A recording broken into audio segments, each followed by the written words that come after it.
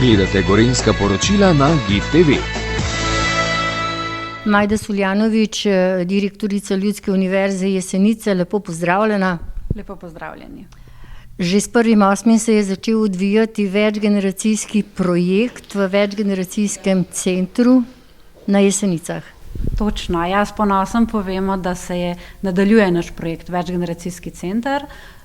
Tokrat ga imenujemo Večgeneracijski center Gorenjske plus in je financiran s sredstev Ministrstva za delo, družino in socialne zadeve ter enake možnosti in pa iz Evropskega socialnega sklada. 1.8. je bil uradni začetek, gre pa za projekt, ki bo trajal vse do leta 2029. Kako je obiskan ta projekt?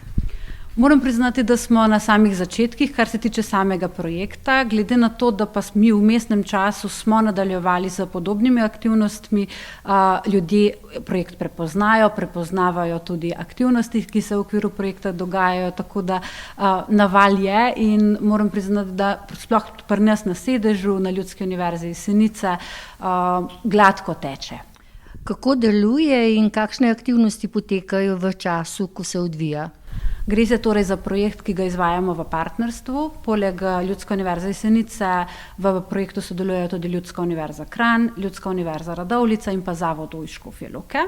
Gre se za projekt, ki pokriva gorenjsko regijo in to pomeni, da poleg našega sedeža da poleg tega, da lahko ljudje obiskujejo aktivnosti na našem sedežu, lahko aktivnosti obiskujejo še na 16 drugih lokacijah po celotni Gorenjski.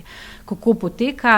Vsak izmed naših zavodov razpiše odprte programe, to so lahko delavnice, lahko so to predavanja in tečaji in se posamezniki različnih generacij lahko prijavijo. Gre se torej za brezplačne aktivnosti in aktivnosti, ki, jaz lahko čistko rečem, za vsakega se nekaj najde. Aktivnosti, ki so zelo pestre, naravnane pa vse in usmerjene v cilj krepitve socialne vključenosti.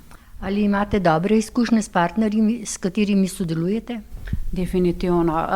Bom rekla, zelo pažljivo zbiramo naše partnerje in moram priznati, da čisto vsi od naših partnerjev imajo bogate izkušnje na področju dela, na področju izobraževanja odraslih in pa tudi dela z vidika aktivnosti, kjer se krepijo socialne kompetence in pa nekako bogate izkušnje z vidika dela z ljudmi na splošno. In kdaj sam projekt poteka?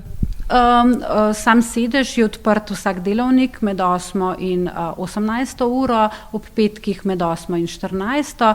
Aktivnosti pa potekajo preko celega tedna, tako da vabljeni vsi gledalci vaše televizije k spremljanju naše Facebook strani, naših spletnih strani in pa k spremljanju konec koncev tudi vaše televizije, kjer bomo redno objavljali informacije o projektu. Hvala za pogovor in uspešno. Hvala lepa.